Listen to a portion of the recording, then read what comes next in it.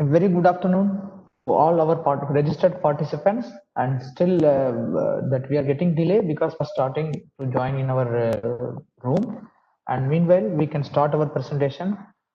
Before requesting our Yatrik sir to give our presentation, I would like some few words about him.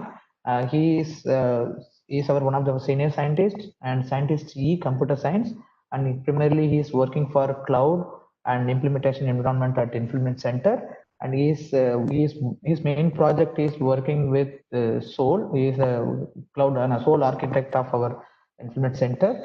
And with this brief introduction, I would like over to him to take the session on um, introduction to cloud computing. 12 to 1:30 is the actual schedule, and we are running ahead of 30 minutes, which he can cover in the next session.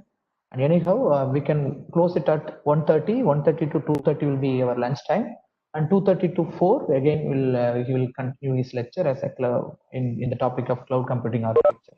Over to you, sir.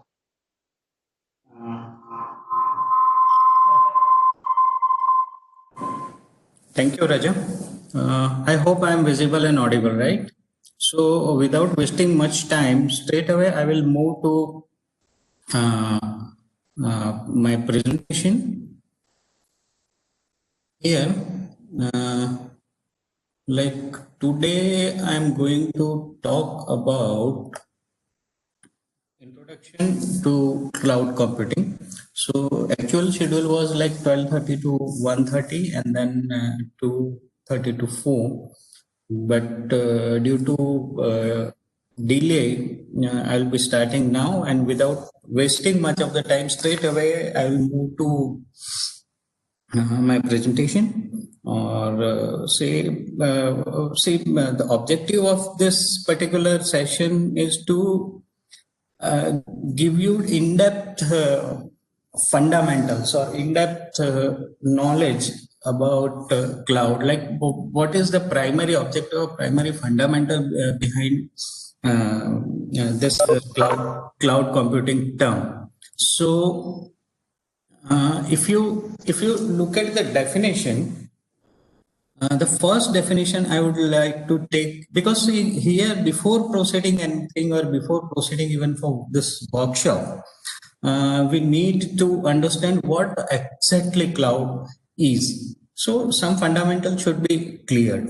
So the first definition I would like to take from NIST, that is National Institute of Science and Technology. It is basically Technology Administration, US Department of Commerce.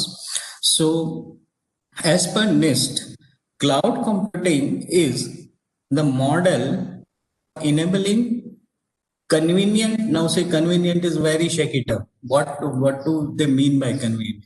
Convenient on-demand network access.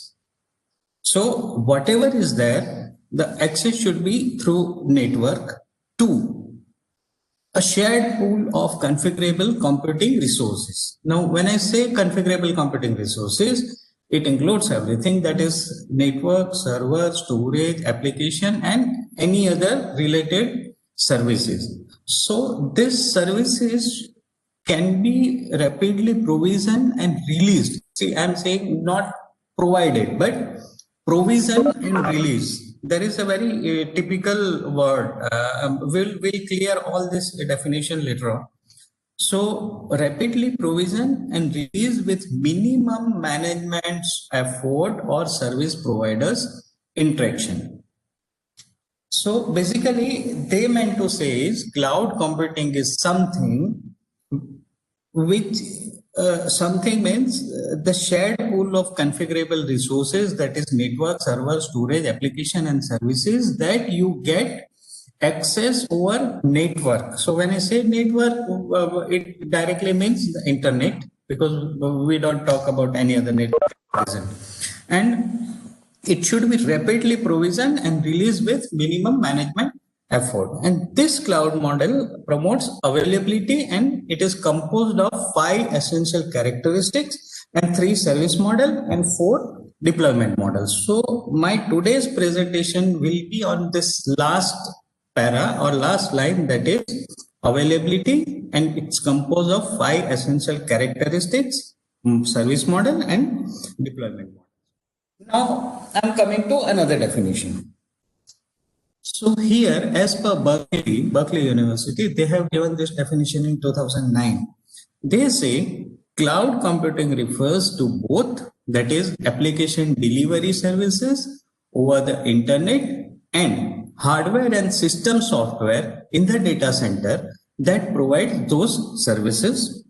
See how definition changes. NIST definition was different.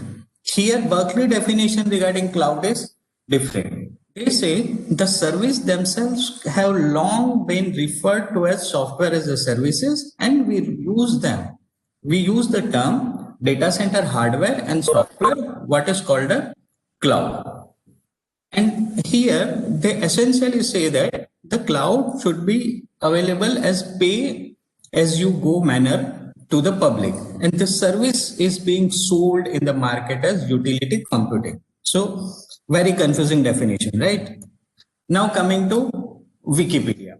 What Wikipedia says, they have simplified the things.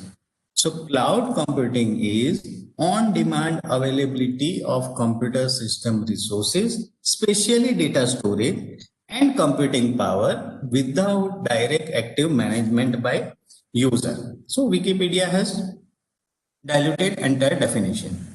Now coming to what is. If you see the definition of cloud computing in what is, it says cloud computing is general term for anything that involve delivering hosted service over the internet. And then there is one fellow named Louis Cunningham. This fellow worked for Oracle and data center and all. What his definition regarding cloud is, cloud computing is using the internet to access someone else's software running on someone else's hardware in someone else's data center. So what I did since last 3-4 minutes, I tried to produce the various definition and understanding available on the cloud, which is available on internet. So at present, our situation is like this. By looking at this image, you will easily understand that old story of Panchtantra, when there are a number of blind people who were brought to the elephant, and then somebody says, okay, somebody, a blind person who is touching the legs of elephant, he says, elephant is like pillar. Another fellow who is touching tail of elephant says elephant is like rope. So same way, cloud is also has a very hazy definition, and it depends on usage, because somebody says it is anything as a service. If you compile all the definition which I told earlier, it say anything as a service. Somebody say it is only virtualization. Somebody say it is only self-service portal. Somebody will say it is on-demand computing. Somebody say, okay, it's great. It is only statelessness that we need to take care. Statelessness that we need to take care. Somebody will say it is automation. So there are lot many confusion about concept of the cloud, and idea of my today's session is to clear present you a clear cut understanding of cloud. So according to us, or if you compile all the application, one can say that cloud computing is a paradigm of computing. It is nothing new, right? It is a new way of thinking about IT industry, but not any specific technology. And it is revolving or evolving around two central idea or three central idea, that is utility computing, that is service architecture and service level agreement, its property and characteristics. That is, the property of this should be high scalability and elasticity, high availability, high reliability, high manageability and interoperability, accessibility, high performance and optimization using three core enabling techniques, that is hardware virtualization, parallel and distributed computing, as well as the web service. So in short, if I try to represent the same thing using a figure, it says the central idea of cloud computing is utility computing.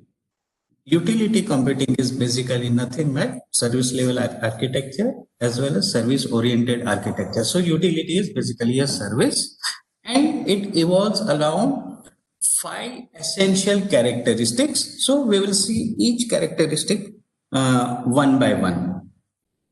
So first of all, let us go into the detail of central ideas.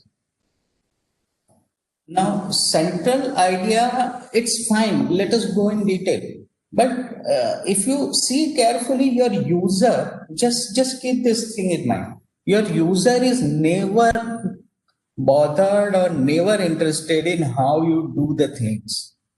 User is only interested in his service. See, as a domestic user, I want to get electricity services at my home. I am not bothered. The electricity has been produced by solar energy or coal energy or nuclear energy. I am also least bothered how it is getting transmitted to my home. I am also not bothered how many persons are involved in managing that. I am also not bothered, say, how do they dig the coal, or how do solar panel works, because my electricity is coming from, if my electricity is coming from solar. So from user perspective, these central ideas are useless. But yes, as a implementer's perspective or as a cloud service provider's perspective, this is very essential. So if you carefully see the user perspective, user do not care about how the works are done. Instead, they are only concerned about what they can get. So I am concerned about if I have air conditioning and TV and washing machine at my home, it should work. I am not bothered how electricity comes. Then user do not care about excuse me.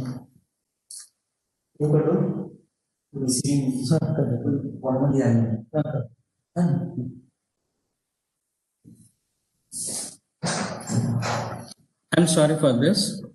Now, user do not care about what provider actually did, but instead they are only concerned about their quality of service. User do not want to own the physical infrastructure. Instead, they only want to pay the money for whatever resource or whatever electricity they are using. So user is only caring about the service, but yes, all fundamentals are for us who are going to provide cloud service or who are going to implement the cloud, or as a teachers, you are going to teach your students about how cloud thing works. So when we say, I have used the term utility computing. So utility computing is basically a service provisioning model. What in utility computing, what service provider does, it makes, he or she or service provider makes utility computing resources and infrastructure management available to the customer as needed, charge the specific usage rather than a flat rate. So in short, what I have told you, like we are getting electricity.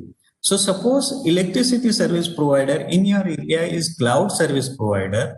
What he does is, as soon as you apply for electricity connection, it is his job to provide a single phase or 3 to your home. Same way, on-demand computing also works like that. If you need a set of computing resources, you just make a request to the service provider, and they will give you a services over internet. So now I was talking about service. Let us see what is service. Service is what you connect together using web or web service. I will say this is recursive term that I am using, but I will clarify what web service is actually. So essentially, cloud services are web services because you are accessing any of the services being provided by cloud service provider through web. And service is endpoint of a connection.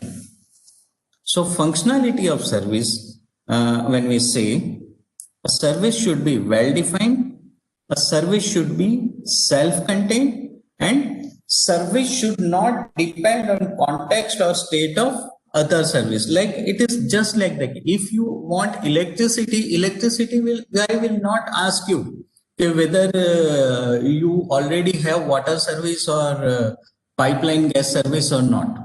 Same way, if you go for cloud service, he won't ask you, okay, are you getting storage service from somebody else, or are you getting computer service from one other one? These all are individual and independent services. So I have used the term web service because everything on cloud is getting delivered by web. So if you go to definition of web service, it says web service is self-describing and stateless modules that perform discrete unit of work and that should be available on the network. And it also provides and offers API that enable developers to exploit functionality over the internet. So basically, web services are nothing but it is an interface by which you interact your service. So mostly web services using WSDL, web service description language, and it is essentially in XML or maybe JSON nowadays. And it provides 4 type of operation. So the one is one-way operation, wherein messages are sent without a reply required. Then request and responses, that is sending and replying messages. Solicit responses, that is a request for a response. Like suppose if you want to say, okay, give me my profile. So before giving you profile, my web service will say login first. So that is request and response. So in response to my request of providing, it is asking me, okay, give me a username and password. Once I enter username and password, then so basically it is level of interaction, and then notification, that is a message sent to multiple receivers. So these are very basic things, but still I feel it is essential when we talk about cloud. Now, entire cloud setup is based on service-oriented architecture. So when I say service-oriented architecture, it is essentially a collection of services which communicates with each other. It also contains a flexible set of design principles that is being used during the phase of system development and integration. Say, you are aware about HTTP service, right? It has a well set of definition. So if something resources is not found, you give return error code 404. If something is found, then you return 200, it's okay. If you consider SMTP or FTP, then there is different set of protocols and parameters. So basically, service provides or service-oriented architecture is loosely integrated suite of services that can be used within multiple business domain. So this was about service-oriented architecture. Now, quality of service. This quality of service is also a very essential and highly essential thing. QoS term has been derived from network service provider or network technologies, wherein when it is basically it is a set of technology for managing network traffic in cost-effective manner to enhance user experience for home and enterprise environments. That means, suppose I take a network services from any service provider, either NKN or BSNL or Reliance Jio or something. I should have an assurance that there will be no jitter, there will be no delay, and there will be a guaranteed bandwidth that I will be getting. And that is called quality of service. Now, in terms of cloud, the definition of QoS has expanded a little bit. So, and it has beyond network, it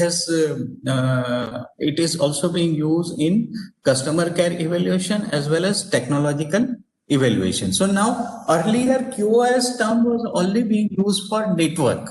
Now it is being used for almost everything. So when we say customer care evaluation, I mean, when we say QoS with reference to customer care evaluation, it is usually measured in terms of issues that have direct impact on experience of the customer, and only issues that produce a negative effect on goods and services are received by customer under scrutiny.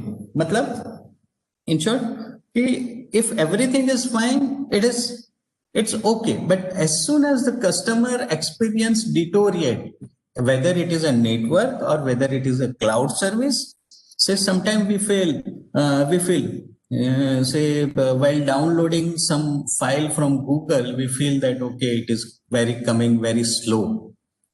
My network is fine, my everything is fine, but it is the Google server or maybe my service provider server that are creating problems. So that is a QoS issue, quality of service issue, that the service provider is not able to give me desired service in desired fashion. So in short, QoS has to do with efficient operation of various system, and to provide efficient operation, one has to keep on adjusting the procedure or adapting various software to achieve the desired effect so that customer experience never suffers and customer never complains. So broader definition of QoS is always user centric or customer centric.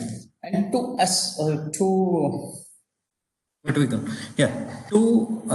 ensure QoS, because see, if you are a cloud service provider and your customer is heavily dependent and heavily relying on you, how you are going to make sure and you are going to make a trust relationship between your client and as a service provider, as a client, if I think I want to make sure that my cloud service provider should give me prompt, perfect, and efficient service. So to assure that there is a service level agreement, which is basically a contract between service provider and the customer, and usually it is always in measurable term, like he will always say, okay, I will give you say 2 Gbps bandwidth. I will ensure that the ping delay will be less than this many milliseconds, or I will ensure that my services will be always available, kind of thing. So these are measurable QoS terms. So normally when we execute any SLA contract, it gives us performance guarantee metrics, that is uptime and downtime ratio. In most of the cases, in most of the cloud service provider, they are giving you a 99.9999% uptime. Then system throughput, response time in case of failure, like if something goes wrong, how soon they will try to resolve the issue. Say our services are available 24/7 and 2 hours is response time. Somebody say when services are available, say not 24/7 but 8/7, so 8 hours a day, wherein you will get response in 2 hours, and for beyond those 8 hours a day you will get response in say 6 hours, something like that. Then they will also make a part that how to manage your problem, like what will be the escalation matrix, whom you have to approach, whom you don't have to approach, what as a customer what you should do, as a service provider what they will do, kind of thing. And this will also include penalties for non-performance, like if so your services are down, say for 8 hours, they will give credit of 16 hours, something like that. Further, they have to also ensure that your data or your resources or your access will be secured. So service level agreement essentially contains security capabilities of the system.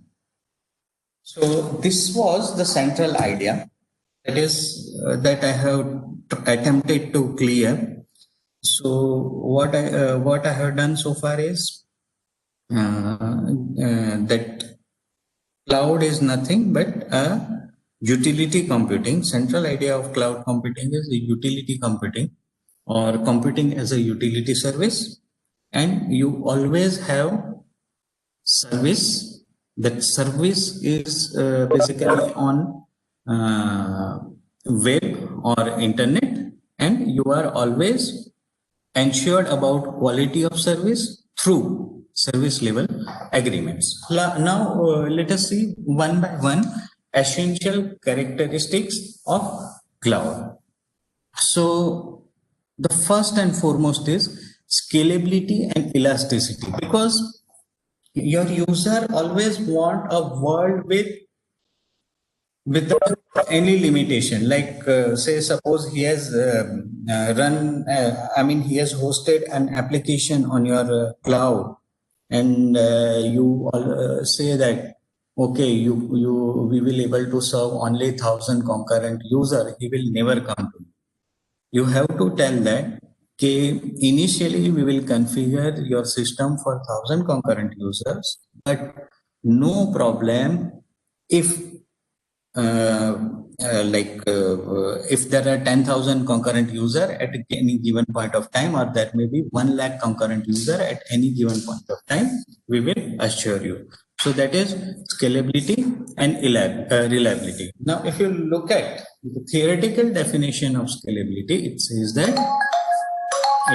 that a desirable property of a system, a network, or a process which indicates its ability to handle growing amount of work in graceful manner or to be readily enlarged. Now see, this is very important characteristic of cloud. And first of all, let me take about elasticity also. What elasticity says, it is the ability to apply a quantifiable methodology that allows for the basis of an adaptive introspection with real-time infrastructure. Very, very confusing theoretical definition, right? But in short, what I want to tell you is suppose you are a university employee, you are handling data center of your university. Okay, you have an application hosted on your servers, which is basically exam management system, wherein student registers themselves for the examination, and then once examination is over, mark entries are to be done on same system, and when all marks are done, entered and verified, then you are going to produce the or you are going to declare the result.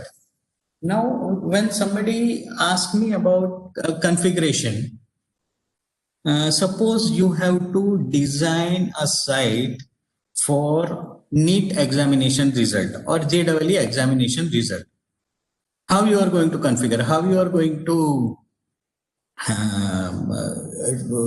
check? Because what happens, say normally when people are enrolling for JEE, etc., you may need very small amount of resources like a server with dual CPU and 8 GB RAM with 1 gig network card will suffice your requirement. But as soon as your result is going to be declared, at that point of time, you will be having say 13 lakh, 14 lakh users as well as their relatives as well as their well-wishers. So at say within 1 or 2 hours, say there will be lot many people who will be accessing your site. So if you want to configure a server, it is always a tricky question. And what you want to, as a cloud service provider, what you want to assure that it should be scalable and it should have elasticity. Matlab, as soon as the user demand increases, it should scale itself. Like instead of say 4 dual core CPU, it should automatically expand to 16 dual core CPU. The RAM should automatically increase, something like that. So that is called elasticity. Now, how these properties can be achieved? So these properties can be achieved by dynamic provisioning and multi-tenant design. So let us see what dynamic provisioning is. Dynamic provisioning is a simplified way to explain a complex network server computing environment where server computing instances are provisioned or deployed from administrative console or client application by server administrator, network administrator, or any other user. In short, uh, if I want to say that, okay, say right now your machine is 4 GB RAM with say 8 GB RAM and dual CPU, and if you feel that okay, my demand is going to increase, you should be able to just log into your system and allocate more resources. Just add 2 more CPUs or just add say more 16 GB of RAM. Now you cannot do this in physical machines, right? Because you have to shut down machine, you have to install the hardware, and then you have to reboot the machine, and you might need to reconfigure your operating system as well as application. But with dynamic provisioning technology, which is being used in cloud, you can easily do that. Now, see what I say, I want to explain you through graphically. So, in traditional computing models, there are two common problems. Most of the people or most of the demand is not continuous. As I told you, examination system or result declaration system or any other system, there is always peak and pits. So your capacity, you are not never able to judge or configure the capacity of the server. Now, see, if you plan for higher capacity since starting, that means you are investing something which is not required at present. Because see, some people like I normally do consulting for with other universities for their institutional repository hosting. The people normally say, sir, at present we have 10,000 records, but say after 5 years or 7 years, we may go for, say, records will be say 1 lakh. So for 10,000 record, if you consider 5 MB per record, please allocate a hard disk space, say somewhere around 1 TB. Okay, so my present requirement is only 1 TB, but after 5 years, it will go for say 5 terabytes. So what should I do? Shall I invest 5 TB at present, looking into my 5 years requirement, or I should just initiate with 1 TB and I should go on increasing my capacity. So these are very typical and tricky decisions, and particularly in government sectors, it is very difficult. Once you buy a server, it is very difficult to upgrade it every now and then. So normally in government setup, the practice is you just plan for 5 years and get a very big server which may remain underutilized for next 3 years, and your money is wasted and you may not get optimum performance. But if you add up cloud, if you go for dynamic provisioning, it should be done in a way that as soon as your resource demand increases, the server capacity should increase. As soon as your resource demand decreases, the server capacity should decrease. So if you host your server or if you buy a server at your premises, this is not possible. But if you go for Azure Cloud or Amazon Cloud or Google Cloud, there you can have this kind of arrangement.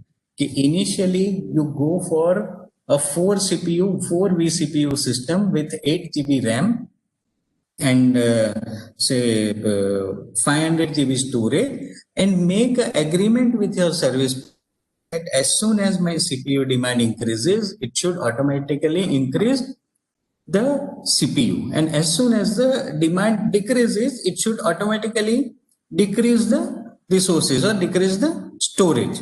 So this dynamic provisioning is only possible with cloud service provider. And now let us talk about multi-tenant design. See, normally in university setup or so far in government setup or any other institution, the normal practice is if you give a project, if you get a project, you will always provision for a server. Say you have created an application for student enrollment and examination registration. Fine. You have been given a file grant and you have configured a server. The server is running, say, MySQL or any other database and a front end. Okay. Then you have to create another system, say, student admission system or enrollment system. Again, you buy a server, you develop an app, you install MySQL in another server, and that application goes. The third approach, like you have to go for say faculty management system or say staff management system, wherein employee management system for your university. There also you buy another server, you configure another database, you develop another application. This is single tenant approach. Which can be never a cost effective and optimum solution. Whereas if you are smart, what you will do, you will buy a server or you will get a services of a server.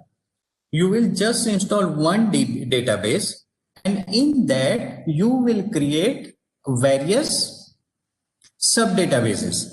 Say if you install MS SQL or MySQL for a student, you will create one database called student. For examination, you will create one more database in same system, same server named examination. And for your staff management, you will in same server, same database, you will create another DB called employee management. And then you will have same application, different application running on same server using different path. So this paradigm or this fundamental is basically from software architecture, wherein a single instance of the software runs on a server serving multiple client applications or organizations. With a multi-tenant architecture, a software application is designed to virtually partition its data, and it should be configurable so that each client or works with customized virtual instance. So just see that like everything is available on one server, but your user will never feel, staff will feel that, okay, this application is exclusively for me. Your student will feel that, okay, this application is exclusively for me, because as a user, he is never concerned how you have developed, what you have developed. He is only concerned with your services. So in this, there are client-oriented requirement, and particularly in multi-tenant design, when you want to give exclusive experience to your user or clients, you need to take care of great deal of customization.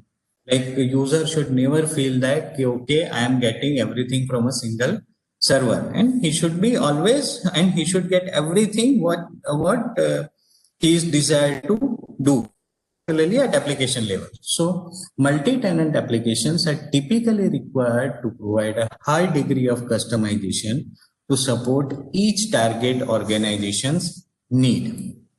And as quality of service, definitely, as I have spoken at length about quality of services, that multi-tenant applications are expected to provide adequate level of security and robustness. So this was about scalability and elasticity. Now let us talk about availability and reliability. Now, this is very essential characteristic of cloud computing. What your user wants is always available system, where the system should never fail and data should never lost. Now this thing you have to guarantee. Otherwise, no one will take your cloud services. So when I brush up the things about availability, the theoretical definition is the degree to which a system, subsystem, or equipment is in specified operable and committable state at the start of the mission, and when mission is called for an unknown time. See, this is very theoretical definition, but in short, what I wanted to tell you is suppose you want to release a task, or you have an event, okay, somebody, your head of the institution has declare result tomorrow. So your system should be ready to take entire network and computing load of declaration of result. So declaration of result is a mission, and at that, as and when you feel, okay, I need to declare the result, your resources should be available. So that is called availability. And precisely saying, cloud system usually requires high availability, that is called 6 sigma, or at least 5 nines, that is 99.999% availability you have to ensure. So that was about availability. That means whenever user want, your resources should be available. And reliability is the available resources should never fail. Theoretically, the ability of a system or component to perform its required function under stated condition for a specified period of time. That means if you say you are going to place your result for 24 hours, your system should sustain for 24 hours without any QoS issue to the user. See, I am saying that theoretically, but you know, these things are very hard to achieve if you are maintaining and you are managing your system. Just see the case of NEET results or JEE results, right? It always creating a havoc. Result is not getting declared, website is not accessible, these, that. So to avoid this, you have to build a reliable system. So to build available and reliable system, you need to have a fault tolerant system, you require system resilience, and you require a reliable system security. Now, going back to basics, say what is fault tolerant system? Theoretically speaking, fault tolerance is a property that enables a system to continue operating properly even in event of failure of some components. And if it's due to this failure, if its quality decreases at all, the decrease should be proportional to severity of the failure. So in short, what I wanted to say is suppose, say you have hosted a server and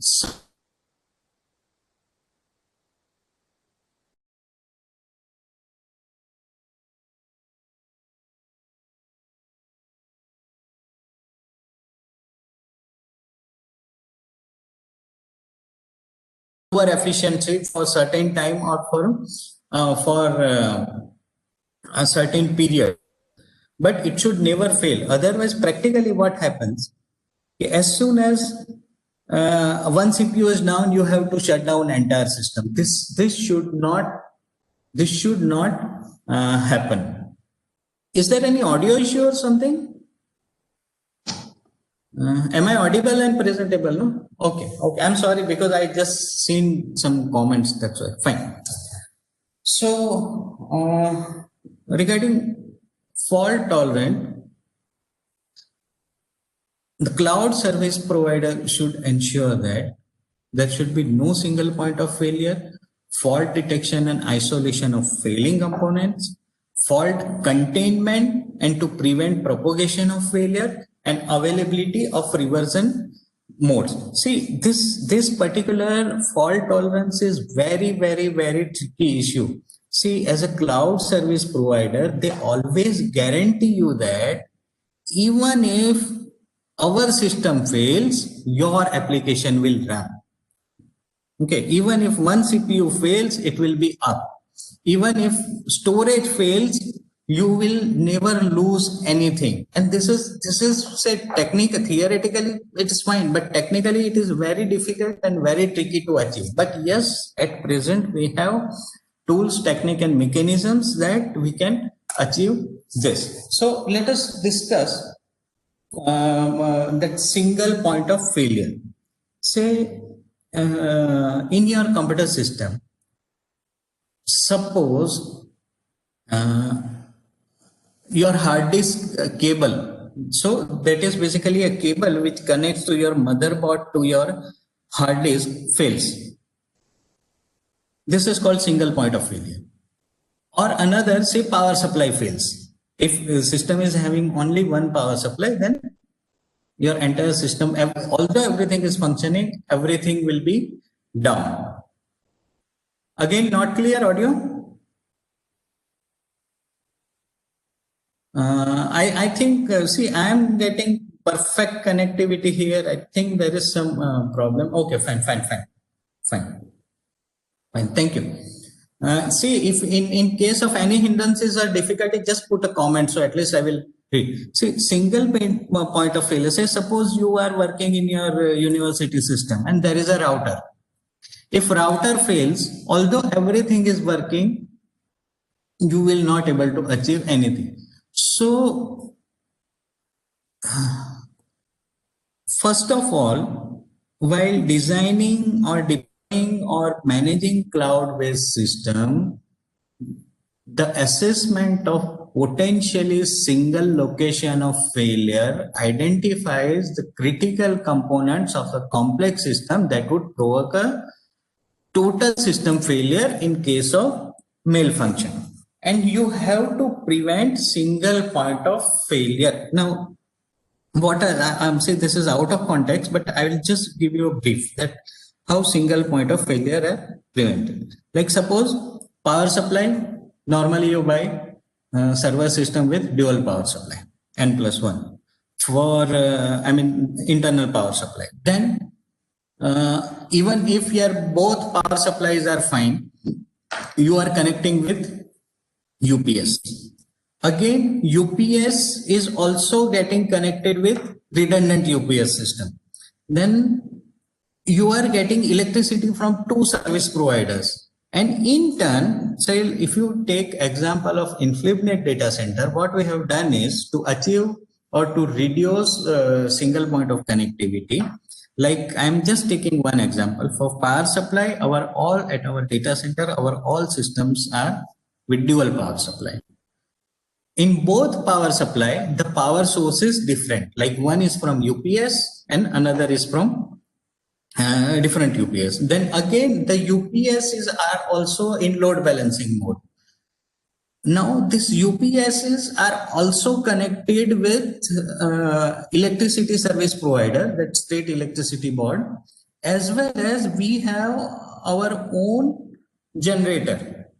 Okay, which is like fuel based generator. So if you put in petrol or any gasoline, then it will start. So this is how we ensure that our client is 100% foolproof. So this is one example. Same way you can go for redundant hard disk. Same way you can go for mirroring. Same way you can go for dual server configuration. Like that you have to achieve. Again, say this was regarding redundancy, or say rather fault tolerance. Again, the fault detection and isolation is also very important, because there are various components in your hardware system or in your computer system which propagates the failure. Like suppose in your hard disk, say some sectors are bad. Okay, so that is going to yield or going to produce wrong results. This will propagate to your CPU, and CPU will misbehave. As CPU will misbehave, your entire application will misbehave. And like this, it goes on, like it has a cascading effect. So your system should have inbuilt capacity to detect, isolate fault. And if the fault is detected, immediately that particular device or peripheral should be isolated so that other components are not affected. Now, see, now all modern server systems are coming with pre-failure detection. Pre-failure detection means they always continuously monitor the hardware and system and your BIOS, etc. And if they feel that this particular component is going to misbehave or your hard disk is not working properly, it will give you a red light signal or blinking signal or some kind of alert. And in backend, it will try to get all the data from that faulty hard disk and will write in RAID 5 or 4, or I mean, there are sophisticated mechanisms available to do that. So fault containment is also important, as well as there should be reversion mode should be available. Like as I was telling you about storage, like if your one hard disk failed and if you have configured RAID in your hard disk, your user will never feel that one hard disk has failed. It will automatically isolate that faulty hard disk and will preserve your data. And later on, you can just plug and play, replace that hard disk drive.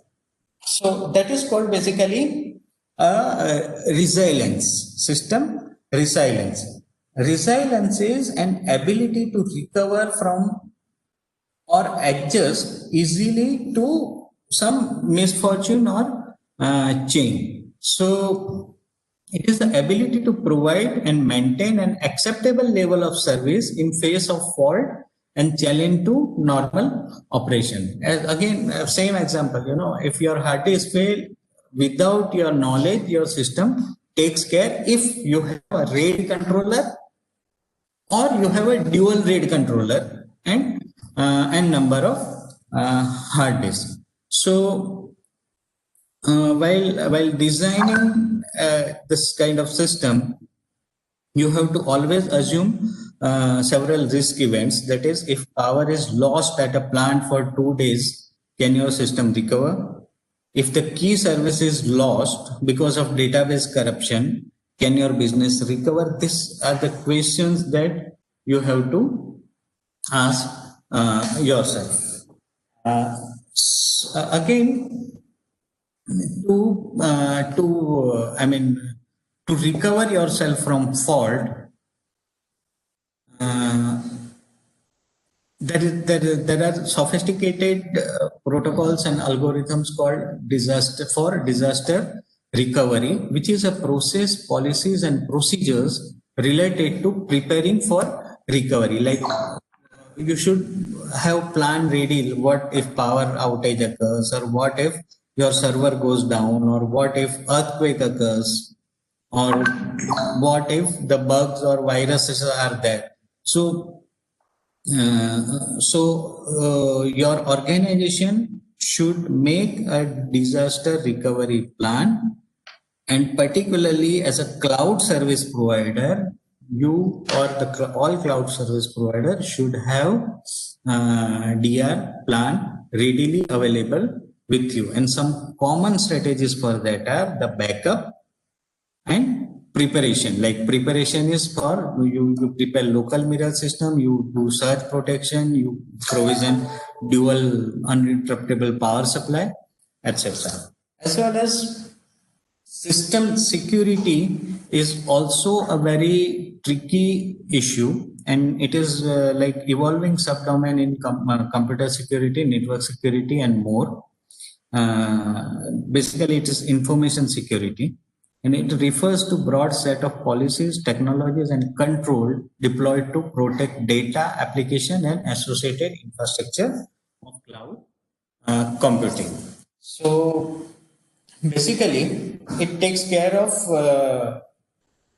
There are four major domains regarding security. That is data protection.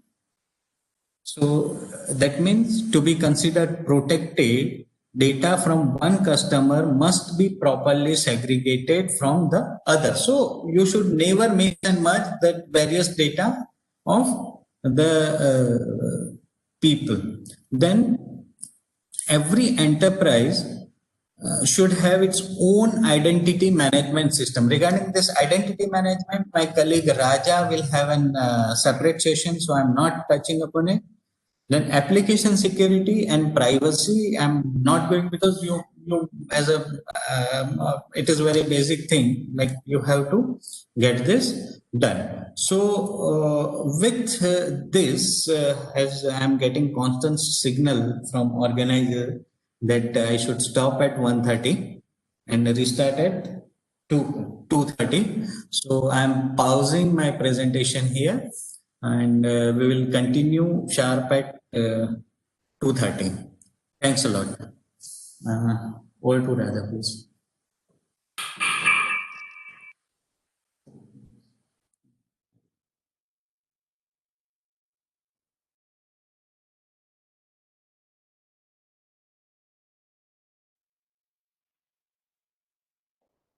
I believe that today is overloaded because we took so much of time for the purpose of election. No problem. While ongoing, we will settle down everything. And now we will wind up our session now. You all can go for lunch. You please be at 2:20 or 2:25. So we will start at 2:30 in the afternoon. Yes. You can remain in meeting. Remain same in meeting. Otherwise, you need to once again log out, and then I need to allow you. Be remain in the meeting.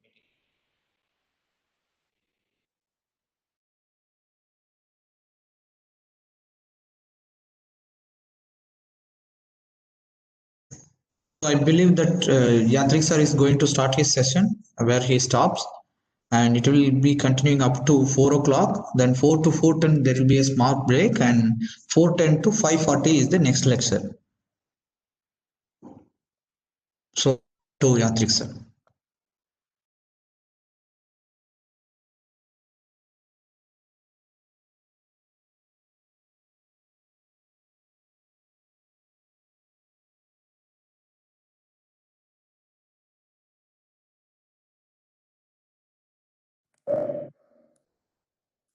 Yeah. So, fine. So I'm back. Well, I just wanted to refresh what we have done in first session. See, what we have done is we were discussing about essential characteristics of cloud computing, in which we have uh, uh, understood what is utility computing, what are the fundamentals of service level agreement as well as service oriented architecture. Then we have discussed scalability, in which we have also seen dynamic provision and multi-tenant design. Then we have discussed availability and reliability, that is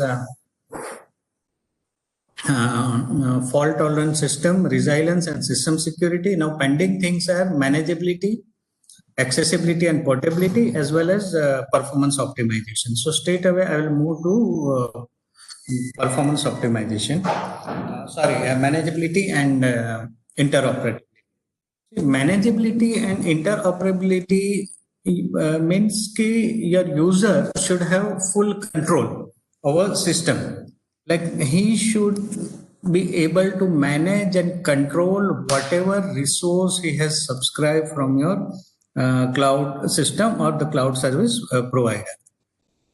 So, theoretical speaking, manageability is enterprise-wise administration of cloud computing system, and it is strongly influenced by network management initiative in telecommunication.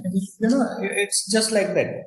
Okay, earlier, if we consider a scenario 10, 15 years, there was no manageability in individual systems. Say, suppose if you have a lab or you have an organizational setup wherein you have 100 computers connected via network, you could manage your network by sitting in your place by various network management tool. But you never had an opportunity to manage individual 100 systems individually. Whereas cloud computing also provides this feature that you can, by sitting on a terminal, you can manage your system. And interoperability is a property of a product or system whose interfaces are completely understood to work with other product or system. Matlab, suppose if I have one application for one operating system and one set of resources, that is resources means hard disk, storage, RAM, CPU, etc. If you have something prepared for one set of resources, you should be able to easily portable up to another machine. So to achieve this property, there are two things. That is, one, you need to have system control automation and system state monitoring, because automation only comes after once you do proper monitoring. So there is a term called autonomic computing. You know, in earlier session I was discussing as soon as your demand increases, the system should allocate more resources in terms of CPU, memory or storage to your system. Or in other scenario we have discussed, in fault tolerant system, like if some component fails, then you should be able to automatically it should not affect the performance of the system. So system should take care of it automatically. So to have this, there is a term called autonomic computing. Autonomic computing is ultimate aim to develop computer system which are capable of self-management, overcome rapidly growing complexity of computing system management, and to reduce the barrier that complexity poses to further growth. See, this is very theoretical definition, but in short, it should be able to do in case of, say, high demand, or rather low demand, or say in case of failure, system should be able to automatically manage its resources. And this is composed by autonomic components which interact with each other. So it can be modeled in two main control loops, that is global and local with sensors for self-monitoring. You know, nowadays hard disk comes with pre-failure alert. Nowadays, motherboard also comes with pre-failure alert. You have some monitoring system on your system BIOS itself, which automatically detects, okay, there is some fault which is going to occur, or say your hard disk is taking too much of power, or maybe your CPU is running continuously. So based on this sensors, inbuilt sensors, system should automatically able to reconfigure itself. So there are 4 functional areas in automation, that is self-configuration, which is as I explained. Say in case of high demand or in case of low demand, system should adjust its resources accordingly. Then there is something called self-healing. Say suppose there is a fault, system should automatically correct that faults. Then self-optimization and self-protection. All this comes, or all this can be achieved only and only if we have proper real-time or periodical, it depends on the object. It may be either real-time or it may be periodical. Say, suppose I was talking about, say, I was discussing the case of examination result.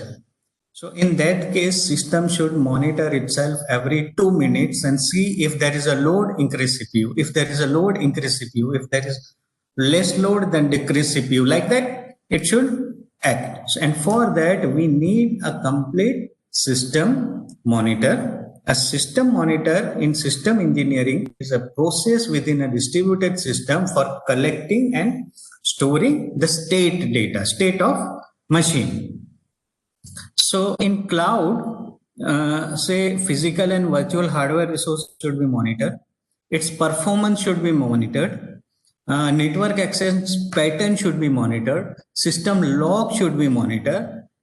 Condition should be monitored. And obviously this entire utilization monitoring also help you in billing system. Because as I discussed earlier, it is always pay as per your use model.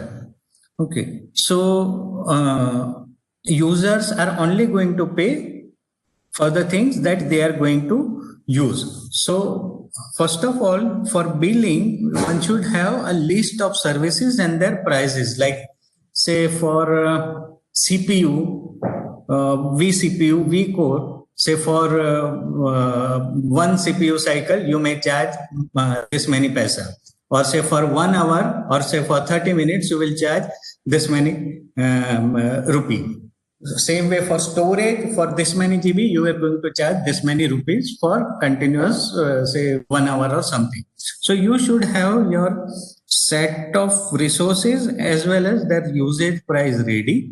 And based on the log, you can always generate bill for the client, or a bill is a monetary term, but at least you will know which client is using what, and at which point of time you have given him higher resources, and at which point of time you have given him lower resources, because user is going to pay only and only if you produce him this statistics as a part of your bill. Now coming to I'll be little fast, particularly in this topic, because half an hour has been taken away from my allocated time. So anyway, performance and optimization. So as I told, the primary motivation behind customer moving to the cloud or user is moving to the cloud is the performance. He will come to you only and only if you give him a guarantee. So application performance should be always guaranteed, and to guarantee this performance, the providers make use of very powerful infrastructure and other resources so that performance is never degraded. And to achieve this performance and its optimization, there are some basic things that we know, that is parallel computing, load balancing, and job scheduling is being applied. See, as I'm telling you, cloud is not a new term, but it is a wrapping of old, mature, and existing technology to a new paradigm so that computing can be provided as utility. So parallel processing, you are aware, I am not going to tell you about this, but parallelism can be achieved at different level. It can be bit level parallelism, instruction level parallelism, data level, as well as task level parallelism. And parallelism, you are aware that it is a form of computation in which many events or many operations are carried out simultaneously based on some well-defined algorithm. For parallel processing, the hardware approaches are multi-core computers, multi-core CPUs that we are using, symmetric multiprocessors, general purpose GPU units, graphic processor for so that for graphic sensitive application it will take away entire load of CPU. Vector processors are there. People are also using cluster and distributed grid computing as a I mean the core concept is obviously distributed computing. And software approaches, we know we are using parallel programming languages and automatic parallelization, because see, there are, say, in old days, if you are conversant with C or Objective C++, in which we were using threads and other concepts to execute multiple I mean for execution of multiple processes simultaneously. Like in C we were creating threads. Same way nowadays compiler itself takes care of this parallel execution, like .NET and other compilers, even Java, other compilers and rest of the compilers, they automatically take care of parallel execution. Now coming to load balancing. Load balancing is very old thing, but very tricky thing. It is basically a technique to distribute workload evenly across two or more computers, network links, CPU, hard drive, and other resources. Because in starting I have told you, okay, like suppose again I am getting back to that exam result scenario. Say at time of declaring the result, there are say number of people who are simultaneously accessing your website, and at that point of time I told, okay, increase the CPU, increase the RAM, but there is always a hardware limitation. Okay, because that is, say server, how much CPU a server can take? Maybe 2, 4, 8, 16, 32, 64, 128, more than that. All right. So for cloud service provider also, it is to say it is not practically and commercially feasible to deploy a very fat machine which is having say large amount of RAM and large amount of CPU. So what they do distributed kind of processing, like they do load balancing of the system. Say when there is a need to provide 4 more CPUs, they will engage another machine and take resources from that, and 4 CPUs from that. So what user will feel, okay, I'm on top of 8 CPU, but practically and physically the process may get executed in 2 separate distinct machine, and the result is clubbed together and a maximum throughput may be provided. So in order to get optimal resource utilization, maximum throughput, and minimize response time, and to avoid overload, load balancing is required, and it will yield you improved resource utilization, improved system performance, and improved energy efficiency. And job scheduler you are also aware, it is a software application that is in charge of unattended background execution. Because say when we are working with multiple CPU and multiple system, we have very mature algorithms which will say that okay, this CPU or this particular resource is underutilized, please give more load. This CPU is overutilized, please reduce certain load. So this job scheduling is happening across the entire cloud system. It is happening to network, it is happening to storage, it is happening to memory, it is happening to even computing, that is CPU. So in cloud, all computation incentives tasks, dynamically growing and shrinking tasks, as well as tasks with complex processing dependencies should be scheduled intelligently. And in fact, to achieve this, there are predefined workflows. We are aware about round robin algorithms and FIFO algorithms and other algorithms, as well as the system should automatically take care based on system load, which is underloaded and which is overloaded, and assign the job accordingly. Now coming to accessibility and portability. Accessibility is a journal term which is used to describe the degree to which a product, device, service, or environment is accessible by as many people as possible. And service portability is the ability to access servicing using any device, anywhere, continuously.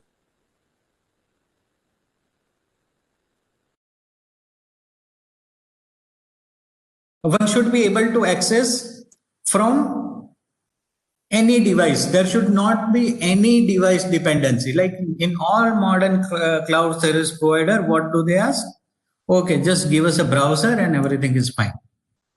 And portability means either you should be able to access it on laptop, desktop, even that the smart TVs or mobile phone or any other computing devices which can run browser. So to achieve this, we have uniform access and thin client. As I told, for uniform access, a cloud provider should provide its services by means of widespread accessing media. And all this browser, either it's Chrome, Safari, Mozilla, Edge, Explorer or Opera, all are very popular browser. So your service should be compatible to this browser. See, when I say uniform access means it should be compatible to all browsers.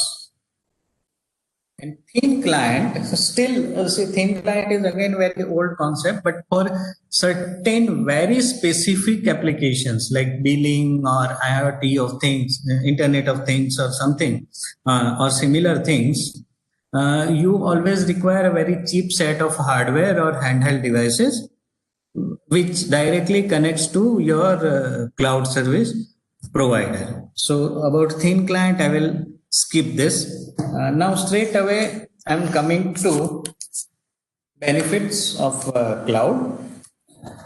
So cloud computing for market and enterprise, it reduces initial investment, it reduces capital expenditure, it improves industry specialization, and it improves resource utilization. And for end users and individuals, obviously it reduces local power, local computing power, local storage power, and it is accessible on any device. So variety of thin device can be taken care. Let's have a little bit elaboration on this. Say initially when an industry, or say you want to start some business or you want to start some enterprise, what is the traditional approach? Traditionally, we do survey and analysis of the industry and market. Like if I'm thinking of producing something, who will buy it? from where I will get raw material, who are the suppliers, from where I will get raw material, whether the logistics and transportation is available or not, what is my distribution channel, everything I will do. Then I will estimate the quantity of supply and demand, and as well as my capacity. Then after doing this, I will purchase entire IT infrastructure for my organization. So when I say IT infrastructure, I need to purchase say 1, 2, 3, 4 servers. Maybe if I have planning for 100 employees, then 100 desktop PCs, then networking everything. And then there are certain persons who are on field. So I need to buy the laptop for them. And then I need to develop application software for my industrial requirement. So I will install and test the software system, or I may buy it from somewhere. Then design and develop enterprise specific business services, and then announce business to the client. Because see, at present I'm being IT centric. Okay, so I will just, these are the initial step involved if you want to establish an industry with the support of IT. Now, if you consider the drawbacks, the survey, analysis, and estimation may not be 100% correct.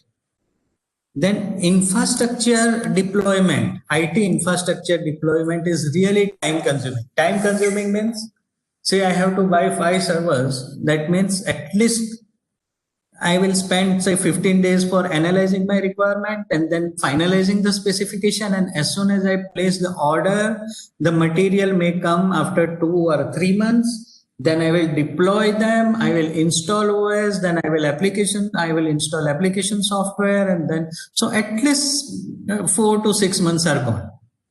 So entire thing is time consuming. And further, I may also, if I don't have proper IT expert, I may end up with say buying something which is actually not required, and still my requirement may not fulfill. So if I go for cloud-based approach, like suppose if I want to initiate business with cloud computing services, what I have to do? I have to focus on my things only. I will survey and do the industry analysis. Then I will choose a cloud service provider. Okay, give me, I will require this many CPU, this many hard disks, this many machines, or this many storage. And I don't need to buy 100 desktop machine, but I will give only required laptops to my users or my employees. And then I will design and develop and deploy business service upon cloud environment, and then announce business services. So I have reduced from 7 steps to I have reduced 4 steps. So here I do not need to own the infrastructure. That means I don't need to pay and invest in infrastructure. Okay, and as I told, initially I can start with 2 CPU, and then I can grow as I use. So in short, my time will be saved, and I will save 100% save my business loss if I do wrong investment, because immediately I will come to know this is not required and this I am not going to pay. So I won't use that services. So cloud computing regarding investment can achieve in traditional enterprise takes the risk, whereas with cloud computing, cloud reduces the risk. In infrastructure, enterprise own the infrastructure in traditional approach, whereas cloud provider owns the infrastructure in newer approach. Time duration, this is a key to success. Time is key to success. And in traditional, as I told, I will be investing 6 to 7 months for initial setup, whereas if I'm using cloud, I can do this in very short span of time.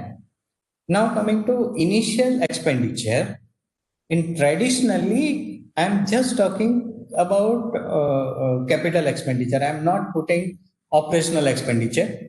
See, if I want to establish IT department, it is not only storage and server. I have to prepare room, I have to do networking, I have to pay for AMC and everything.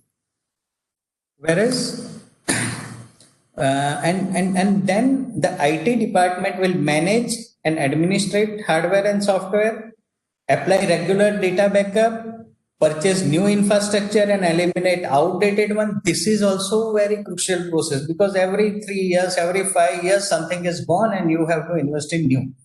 And always stand by for unexpected IT problems. So here enterprise pays for IT investment, which is not its business focus. See, my initial business focus is not IT. I'm going to manufacture something and sell something. But as a support, I have taken IT. And my 50% of the task is being eaten away by, time and task is being eaten away by IT. Excuse me. So enterprise should take risk of hardware and software malfunction, which is not case in cloud. Further, my half of my IT staff is always busy replacing and updating the software, which is also time consuming and risky. But if I go for cloud computing, the job which I listed earlier, that is dynamically update and upgrade hardware, provision and deploy infrastructure, automatically backing up and self-recovery, everything I can offload to the cloud service provider and I can focus on my routine business. I can focus on my routine business. So this is advantage on capital expenditure. To summarize, in traditional approach, I have to have my own IT department, whereas with cloud service provider, I don't need any IT department. I need only one person who can manage my cloud. That's it. And even I may not require that. It all depends on my business. I will not pay for initial investment and human resource because my all jobs are outsourced, and time is always the key to success. Again, if we talk about industrial specialization, here every IT enterprise has to own its IT department, and IT resources is managed by themselves, and complexity should be well taken care by enterprise themselves. Okay, which is, as I told earlier, it is not the core objective of my organization. But if I collaborate with cloud service provider, they are going to maintain RT infrastructure for my clients. They may maintain at my premises or they may maintain at others' premises. I don't care. Right.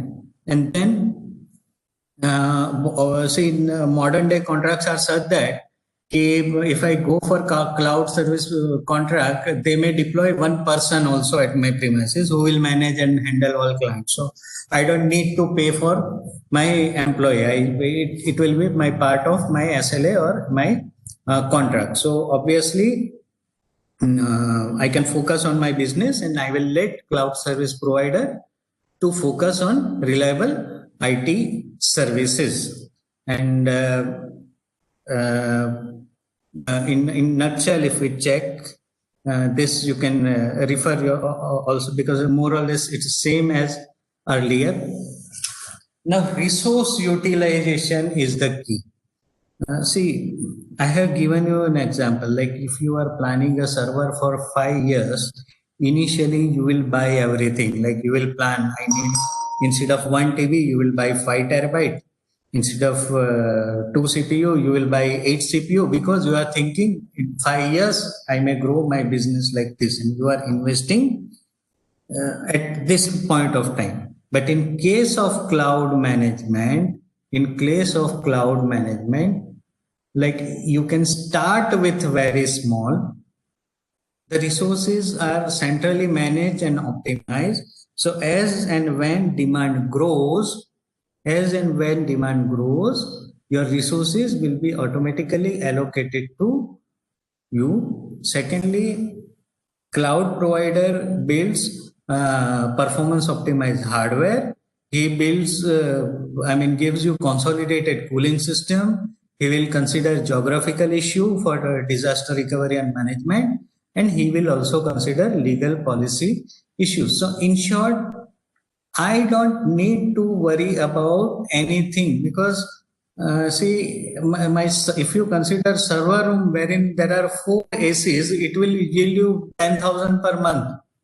So this all cost can be saved. For end user, again I am telling you, for end user it is not going to make much difference whether he is accessing from your own server or your cloud provider's server. So see, in traditional approach, one need to buy own PC with powerful processor if you want intensive computing, buy large memory. Say I was talking about 100, buying 100 desktop for your employees. Now your application is such that which will require, okay, everyone should have Windows 10. Now Windows 10 runs good only in say 8 GB RAM. It requires minimum dual core CPU. It requires minimum core i5 or i7. So for all 100 machine, you are going to invest in this fundamental just to run application, your operating system. I'm not talking about application software. And then if you have resource centric application software, you will add on more on hardware. Whereas in case of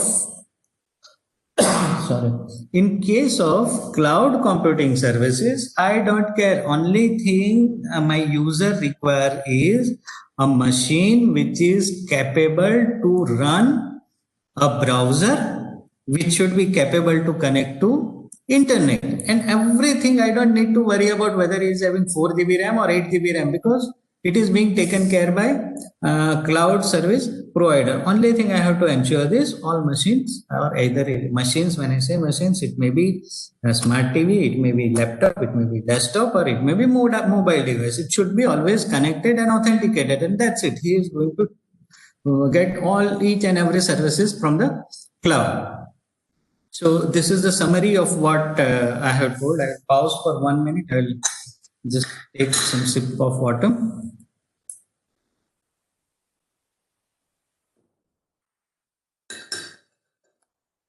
And again, the major saving is in storage.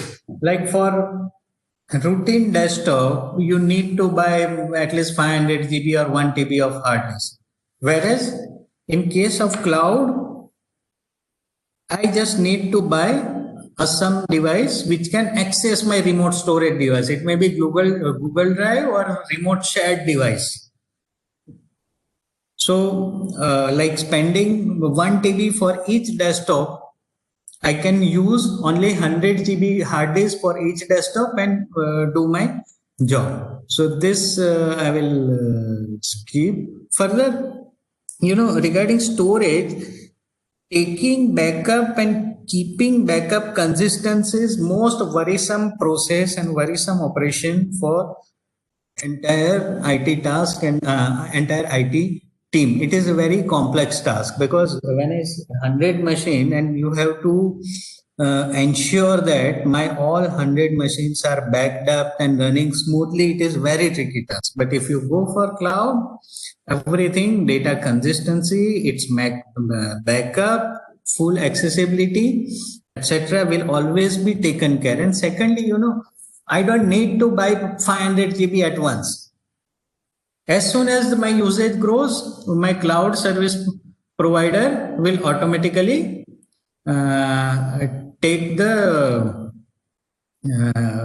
automatically increase the memory. Slides are changing, I think. There was some complaint, please change the slides, but slides are changing and I'm changing as I'm coming to the topic. Anyway, so, and yes, regarding device,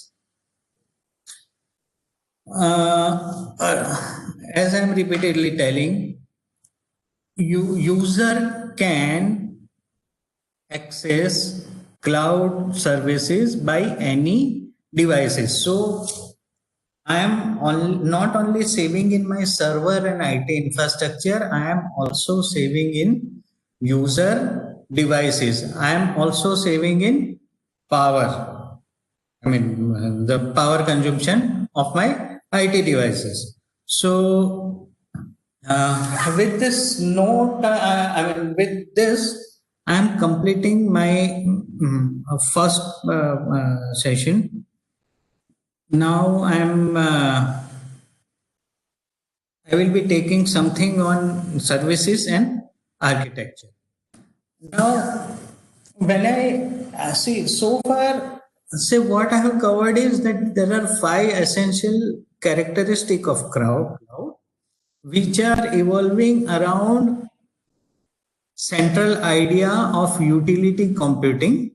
That part I have covered. Now, if you see the NIST reference architecture, there is a cloud consumer, then there is a cloud service provider, a cloud auditor, and cloud broker. Now I will not be touching cloud broker and cloud auditor part because it will be covered in lectures.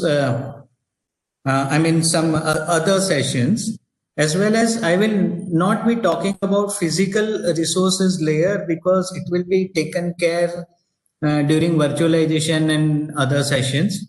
Cloud management services will also be taken care, but what I will focus right now on services and deployment models right now. Now, cloud service model are, as in initial slides I have told, it is computing as utility. Now I will give you a simple example. Say, suppose you are a single person living alone and you have a habit of drinking tea, and you can have habit because it is our national drink. So you have a habit of drinking tea every morning. So to have tea, what are the available options? Either you can get a cow or buffalo. I mean, just purchase a cow and manage it.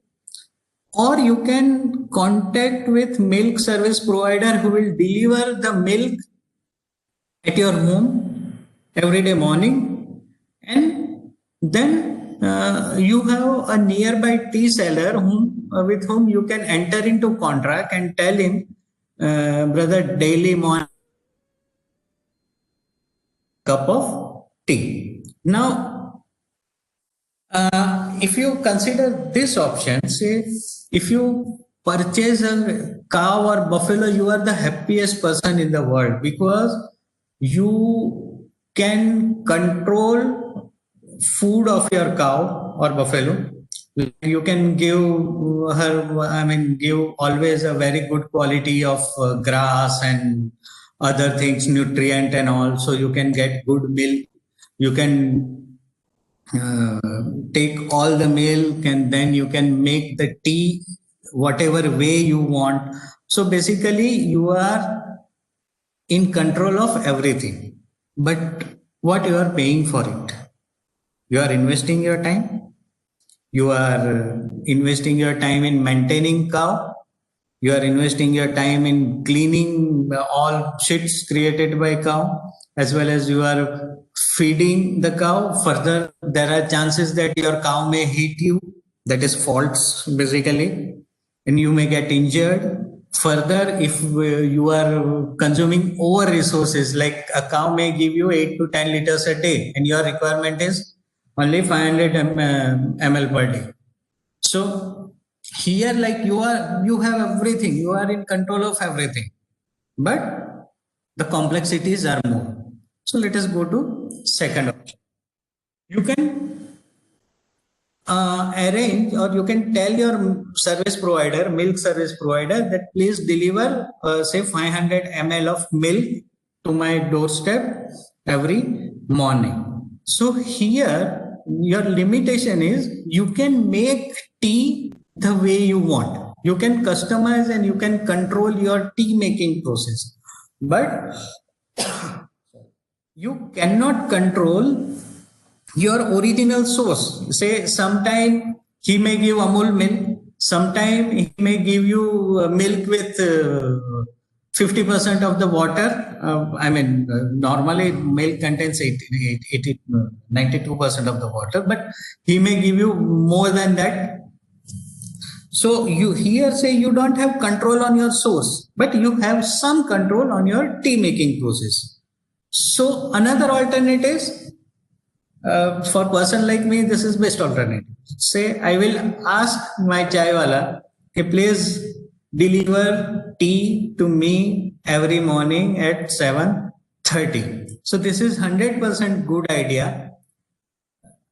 I can just sit and enjoy my tea, but I cannot, if say sometimes sugar is less, sometimes tea is less, sometimes milk is spoiled, sometimes it is not clean, whatever comes, I have to consume. Okay. So now you must be feeling that this guy is doing time pass and why he need to tell you all this. But I will translate all this three scenario to cloud computing. This will make concepts very clear. So suppose if you want to have an IT department, it is similar to buying a cow or buffalo in previous analogy.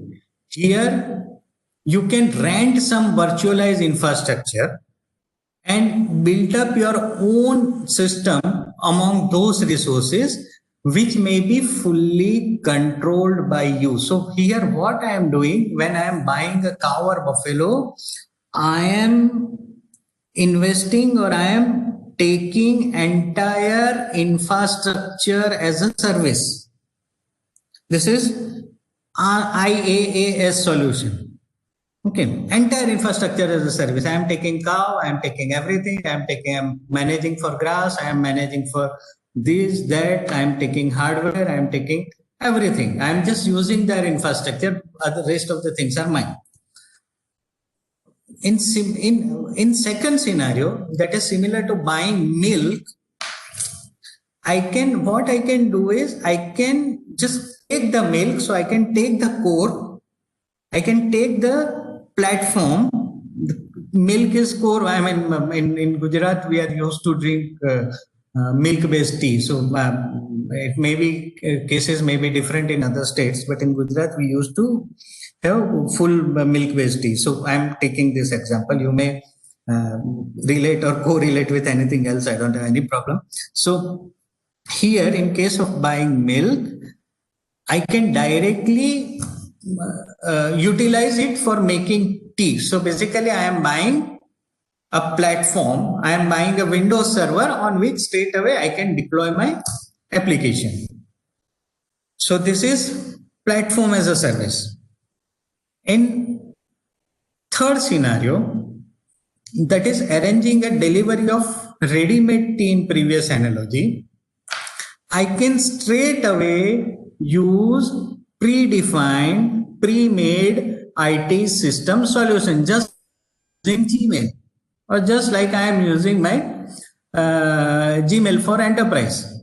Okay, what I have to do? I have to just open an account. So I have to make a contract with the seller, and once my account is open, I'm getting predefined service. But here the problem is I don't have much scope of customization. And technically speaking, and further, I don't need to go into technical details that how he is making tea and what he is adding and what he is not adding. Yes, if required, I can make a contract with him. Okay, just add 80% of milk, 20% of water, 1 teaspoon of tea, and 2 teaspoon of sorry, 2 teaspoon of sugar. That would be my contract agreement, and it should be delivered sharp at 7:50. That should be my service level agreement with him.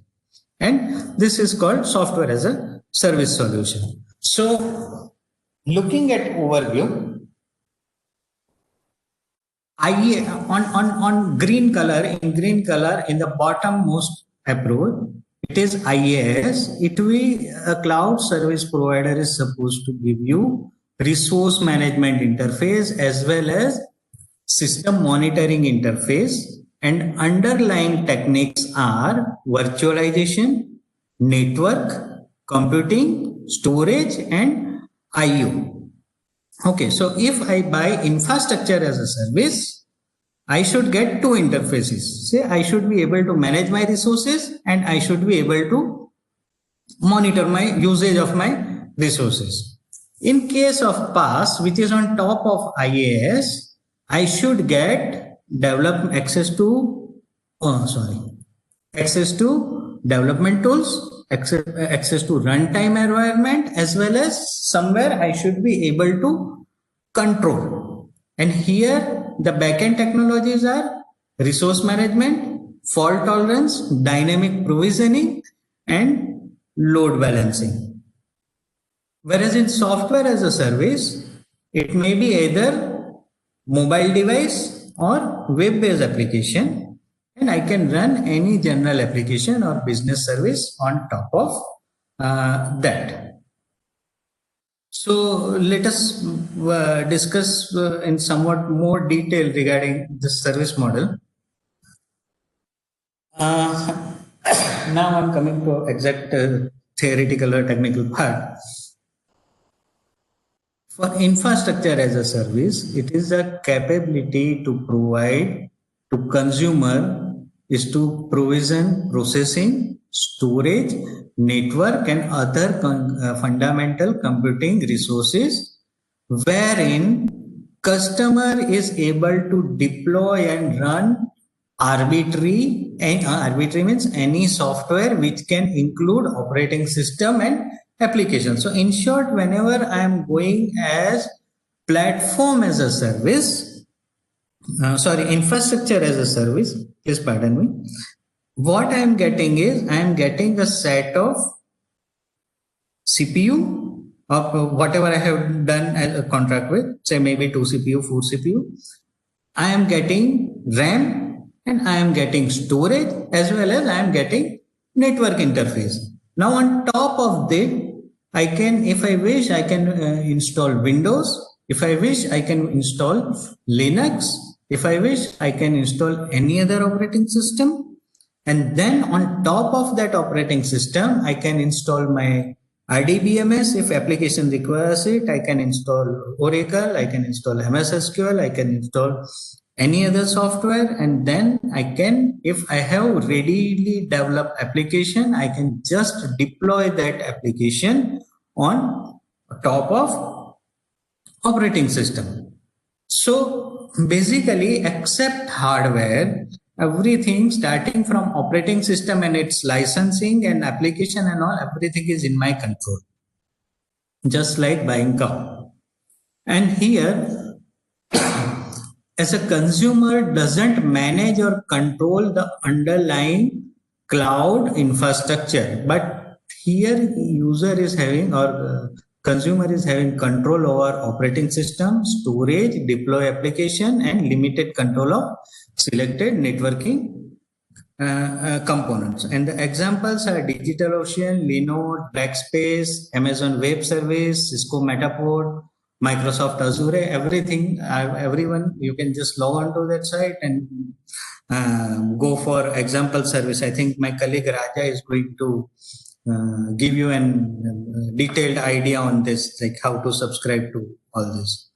So the core of infrastructure as a service is virtualization layer, wherein your storage system, your network system, and your computing system is 100% virtualized. Like it may say you may opt for 16 CPU system. It is not necessary that all 16 CPUs are lying in one single physical machine.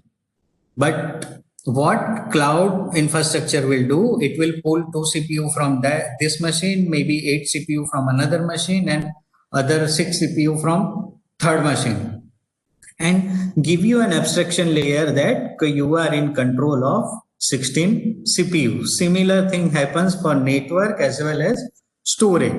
So basically for you, it is a 16 CPU, 8 GB RAM, and 500 GB hard disk machine. And what you are getting? You are getting an interface to manage these resources, as well as you can also monitor the utilization of these resources.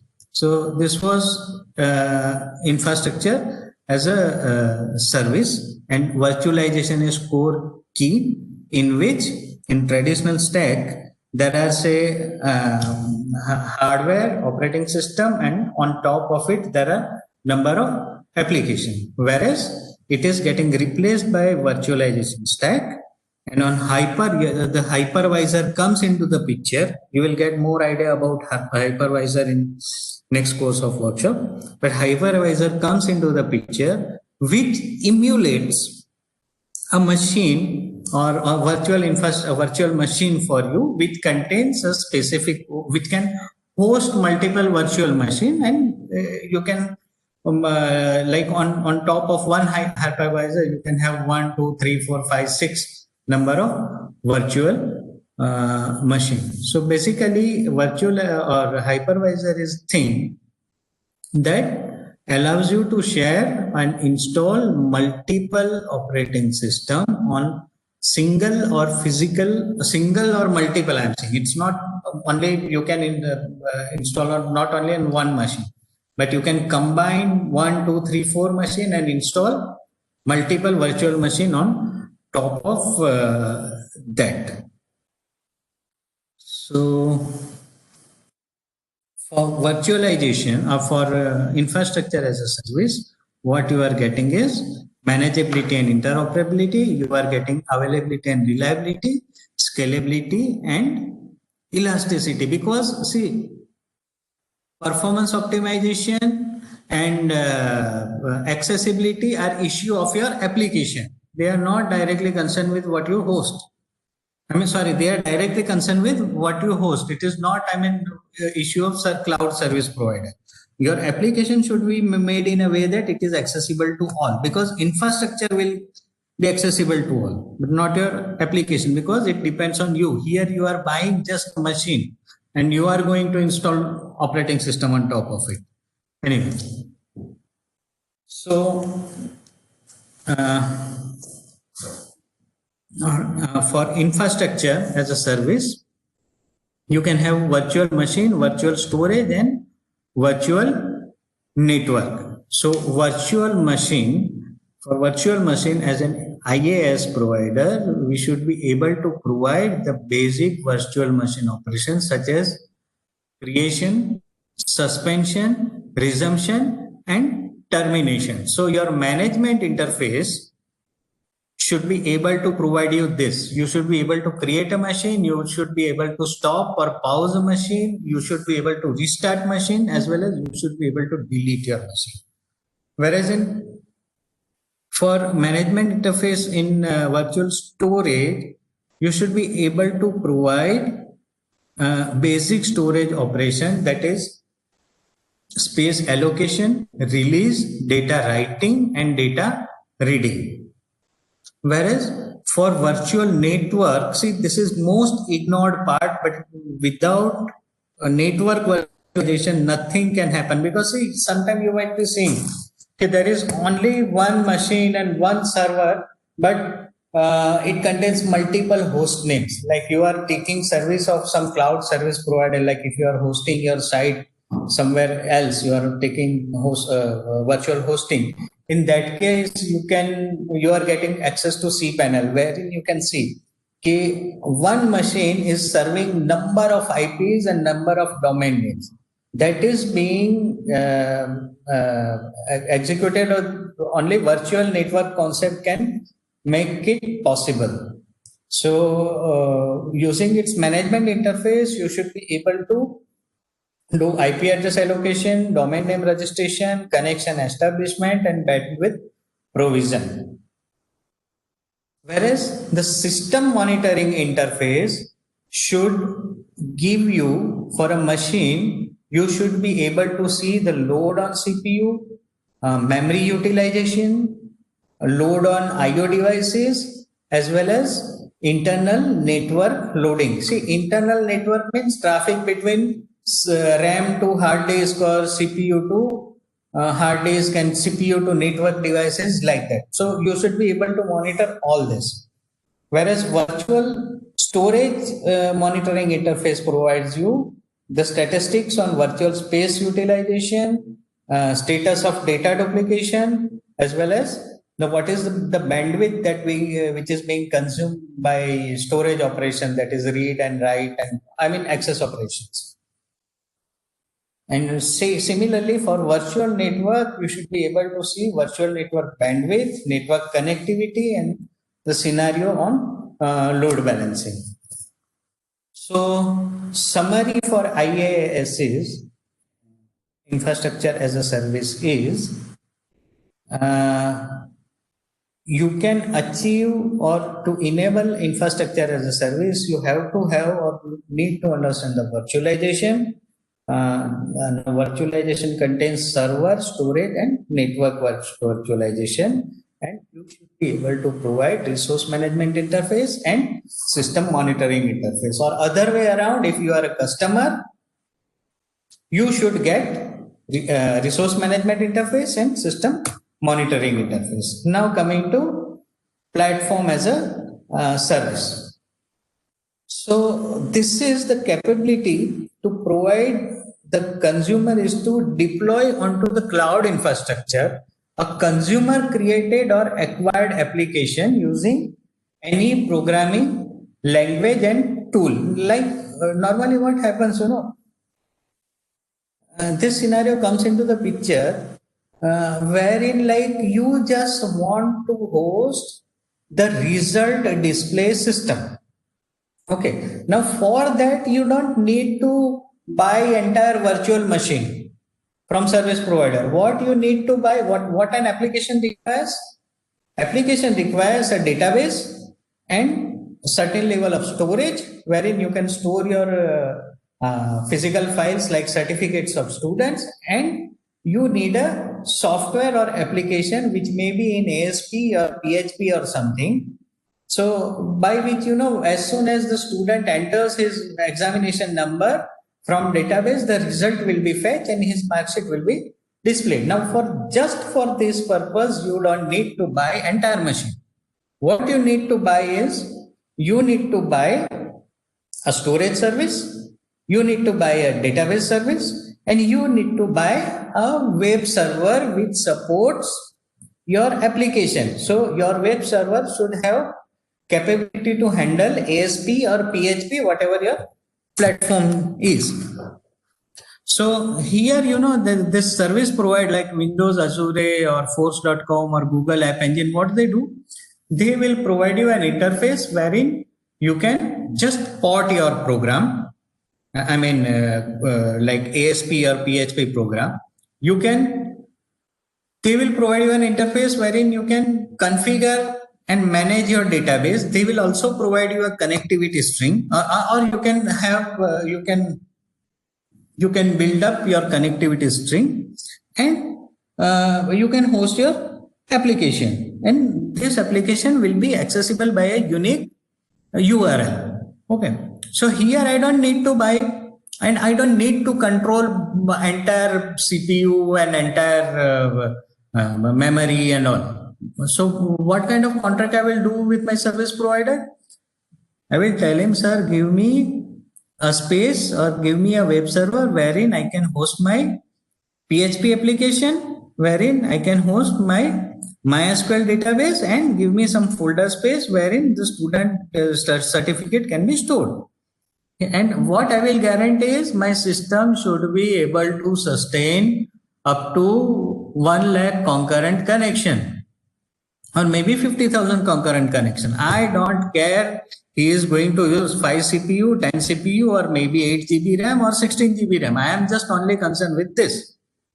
And I will do contract accordingly. So this is platform as service. So what platform I am going to buy? I am going to buy database. I am going to buy hosting. This application, hosting service which will run my executables, and storage, and that's it. So here, if you go a little deeper, what do I get? I'm see here, I am not having control of my computing resources, network or storage resources. Okay. I mean, or I can allocate. If I wish, I can allocate. So here I will have runtime environment. Now, as cloud characteristics, my runtime environment will be scalable, always available and reliable. It will be performance optimized and it will be manageable. And on top of it, what I need to do, I just need to configure.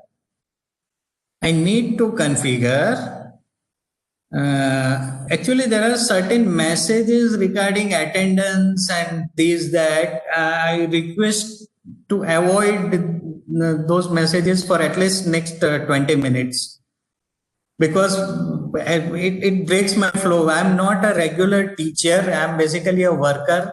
I'm an employee. I'm a programmer. So if I see attendance and this that, what I feel is ये क्या हो गया, ये क्या आया, क्या किया. So please avoid this kind of messages. You can talk to Raja maybe after 20 minutes regarding all your attendance and related issues. Let me finish my this teaching job. Anyway, so what I should get is I will get a programming interface and development interface. So I can straight away connect to connect my programming IDE. Say if I am using Visual Studio.NET, I can straight away connect it with my cloud service provider and straight away deploy my application over that. So as I told, say .NET IDE is runtime environment. So it refers to software service, collection of software services, collection of the what are the source software services available. Say suppose if I want to run ASP.NET application, what I need? .NET framework. So .NET framework should be available with my platform service provider. So common properties of this runtime environment are manageable and operable, performance and optimization, availability and reliability, and scalability and elasticity. Now you know all these points. I can move to skip. And as I told earlier, you can always connect your IDE. So either you are using Visual Studio or you are using NetBeans, or you are using any other IDE, you can straight or Android Development Studio, you can always connect to your platform service provider. So all your project file and all your executables, all your source files will be stored on cloud. Now here, the main issue is system control interface. Now see, this platform, I'm talking about a platform which I'm referring, that is a database, a storage space, and a runtime environment, or maybe hosting runtime environment. So this will have two type of users. One is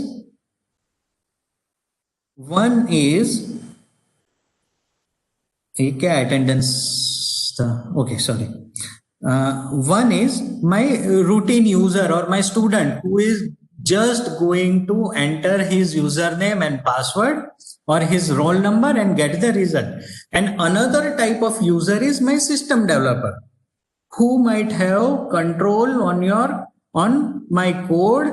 He may have control on database because he has to upload the result, he has to filter the result, he has to do computational operation over result. So there are say two type of interfaces are required. One for normal user, which my application will take care, and for and obviously a student user should not be able to see my code and database structure.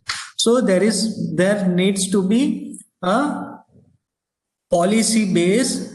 That is a spelling mistake. It is policy based control. It is not policy. It should be policy based control.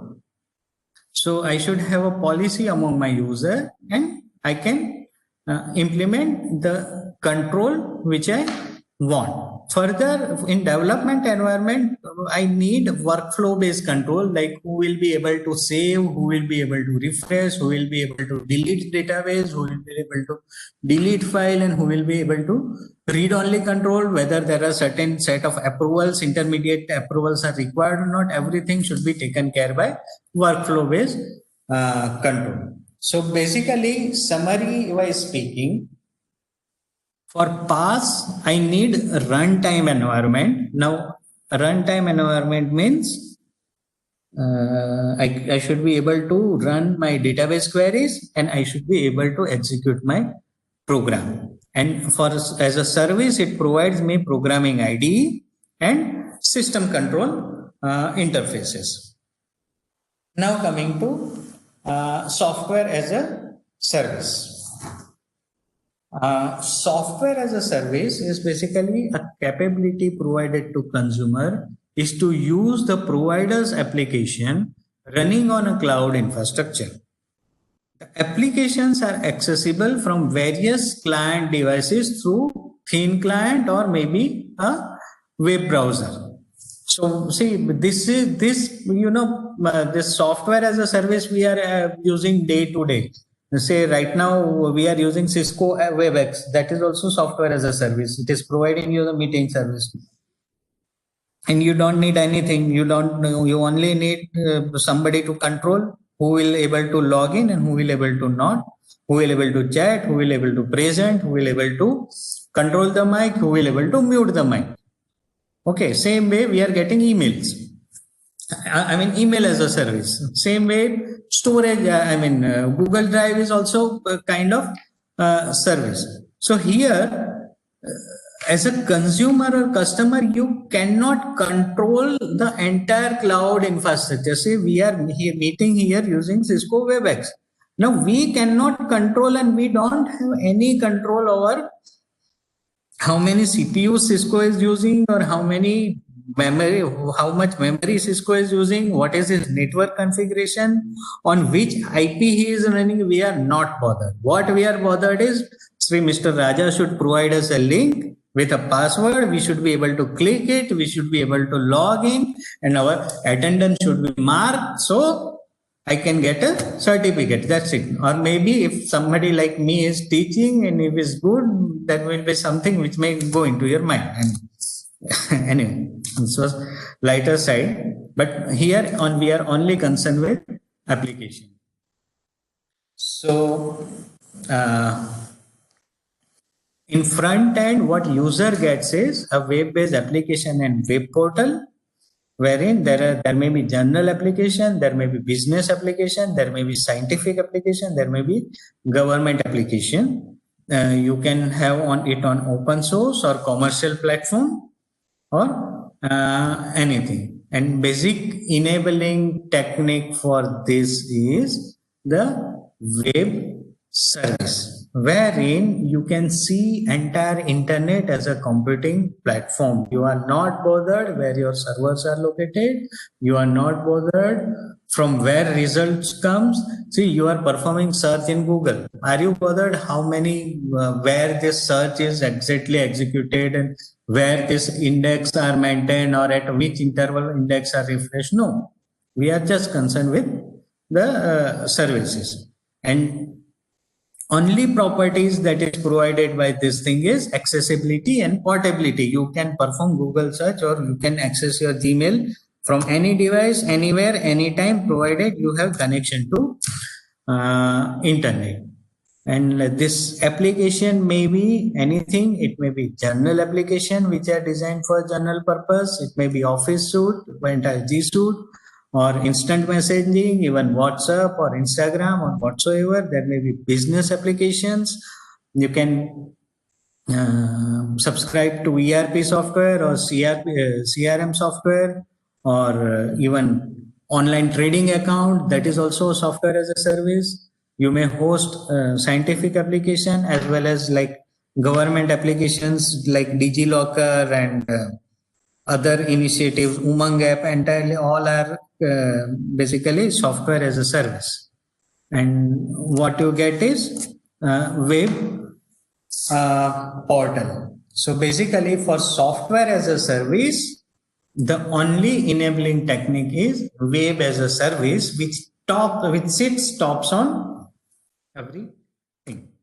So this standard traditional figure here in infrastructure as a service provider controls virtualization, server and storage, rest of the things, that is operating system, middleware, runtime, data backup, application, etc.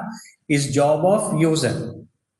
Whereas in platform as a service, all up to operating system is being controlled by provider, whereas user is in control of middleware, runtime, data backup, application and user data and content. Whereas in software as a service, except some level of customization in application and this user data content, nothing is being controlled by user. Everything is being controlled by service provider.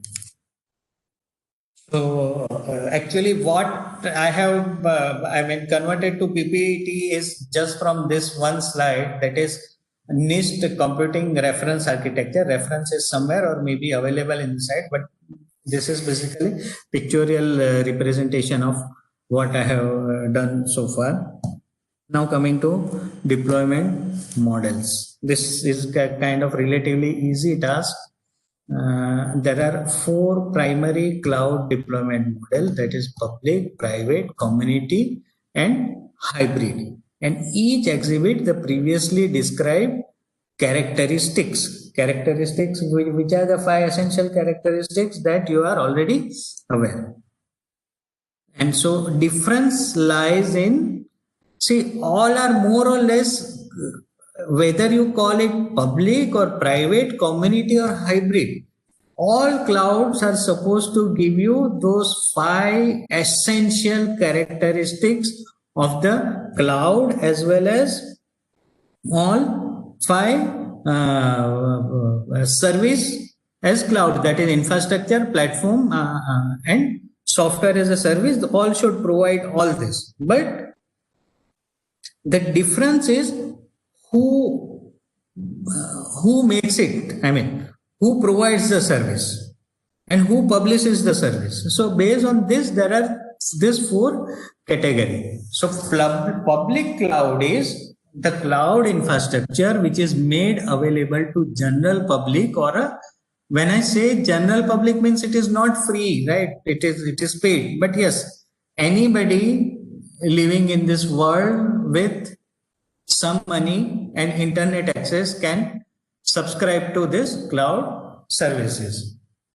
And it is also known as external cloud or multi-tenant cloud, whereas large enterprise establishes a cloud and give it to public for sale. So here, like, you have homogeneous infrastructure, common policies, shared resources, lease and rented infrastructure, lease or rented infrastructure, and it basically works on principle of economies of scale. So more buyer, it will be more cheaper.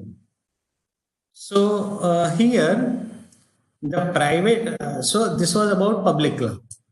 In case of private cloud, like say Inflibnet, we have our own cloud setup. What we do?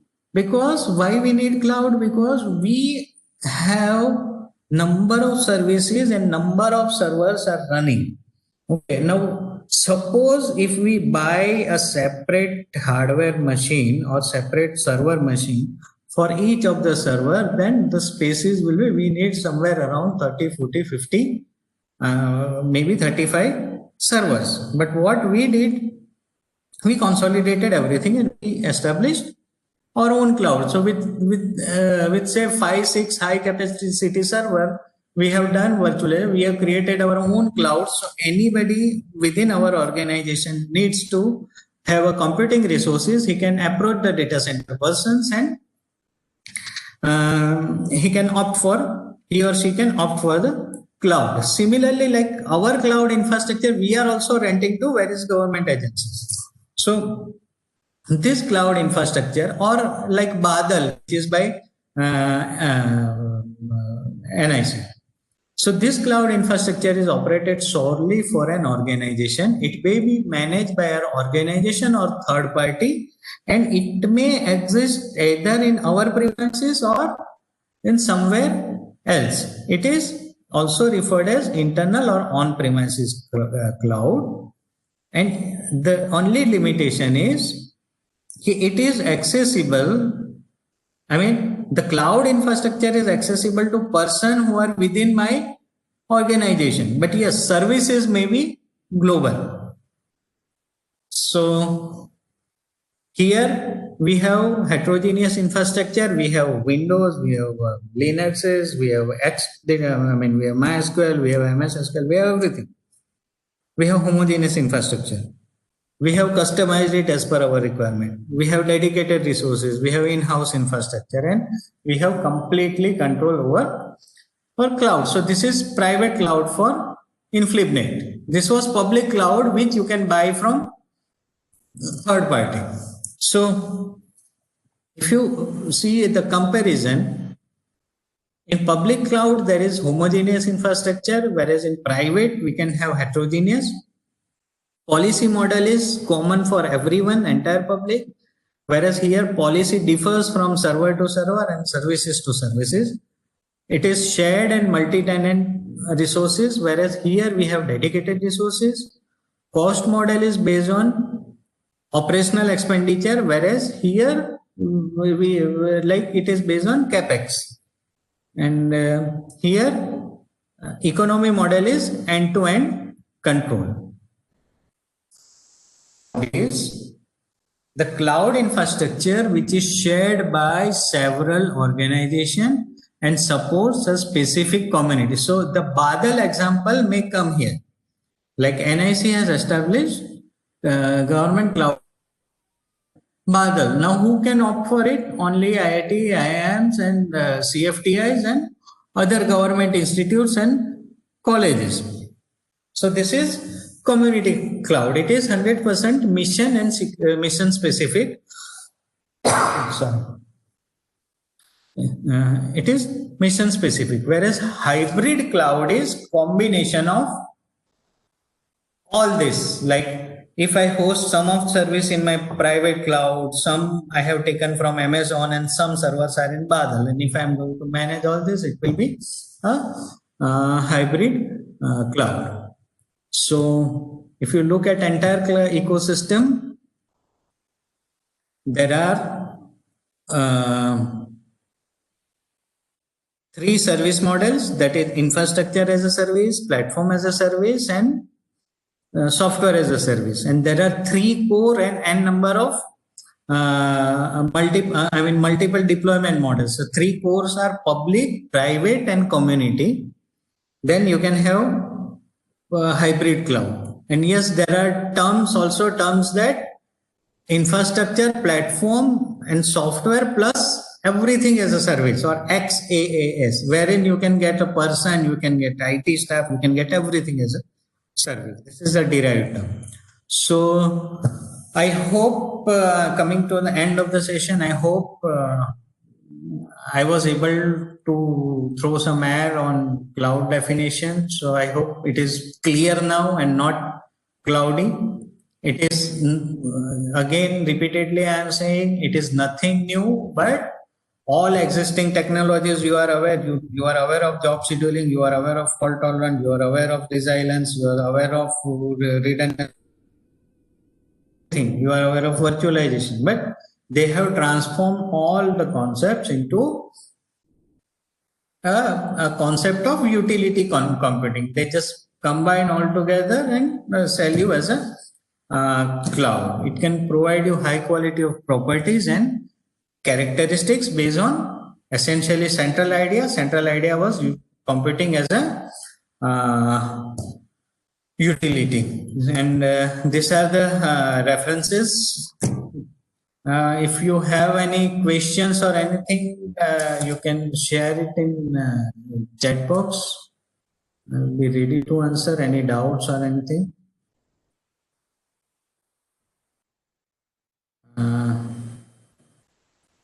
If I'm sorry, sometimes, I have jumped several topics, but to keep the time, it was required.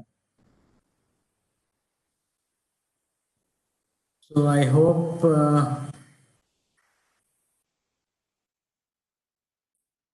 yeah, there is recommendation on some good books, but sir, my recommendation is rather than going to there is a request from Sir Prakash Subramaniam to recommend some good books.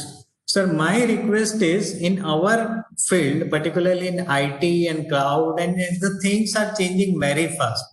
If somebody writes a conceptualize something, it takes 1 year or 2 year to put it on the paper, and then after say 6 months to 1 year in publishing it in form of book, and then book distribution takes another 6 months. So by the from the concept to the shelf, it takes almost 2.5 hours, 3 hours, and the information is old.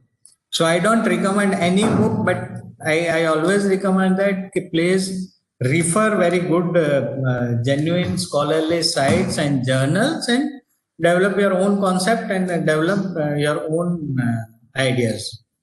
So yeah, there is one question from Babuli Sahu. Babuli Sahu, she or I'm sorry. Is there only one load balancer or multiple load balancer? Let me tell you, there is a cluster of load balancer. Even load balancer, for all load balancer, there is another load balancer. Because see, there is a load balancer for I'm just giving a hypothetical example. There is a load balancer for memory, there is a load balancer for CPU, there is a load balancer for storage, and there is a load balancer of network. Then there is one more load balancer which load balances everything. So it's not only one load, and all load balancer works on different protocol and different algorithms. So it is kind of complex, but yes, even for this load balancer, source code is available on Git. If you what was it? Yeah, if you can refer to OpenStack of Apache, there is source code of load balancer is available. Yeah, then there is a question from Dr. Bhagyaraj. Say, what is XAAS?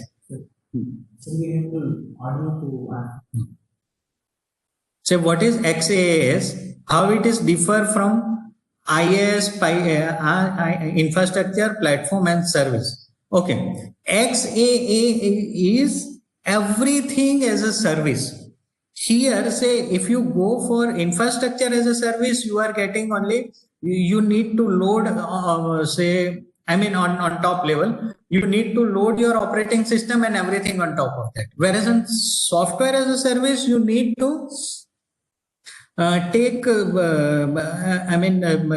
you subscribe only software, but when everything as a service, you will also get person to manage all this thing. It is end-to-end solution. Like he will manage your storage, he will do your business. You have to just tell him that I want to do, say, some book printing business, and rest of entire IT thing, how many people will require, what software will require, where you are going to host, who will manage, what will be the form, what will be the custom, everything will manage by third party. That is every service, sir. So I think I should end now. Thank you very much, everyone, for patiently hearing me. I will move over to Raja, and I will be available in this office. So during entire time of workshop, you can communicate to me through Sri Raja. You can have any question, just let me know. Thanks a lot. Thank you very much.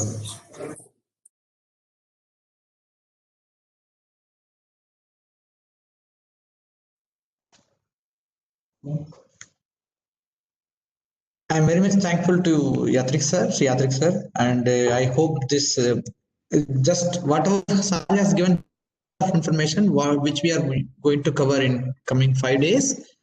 And there's so many lectures who is really working with the industry like Microsoft, and our team also will be coming and delivering their lectures. And I'm very thankful to you, sir. Now, what have any questions, you can post it on over email or this chat box. We will be responding all the emails, all the queries. And now you will have 10 minutes break. After 10 minutes, we will have one more session like how to work with multiple cloud service provider. And you will have some doubt. You do not know which cloud service provider you need to opt in and which one is good for your industry or your institutions. And by this now 3:57. So we can meet up again 4:10 to 5:40. There will be one more session. Thank you, everyone. Thank you. Thank you. Thanks a lot. Thanks a lot.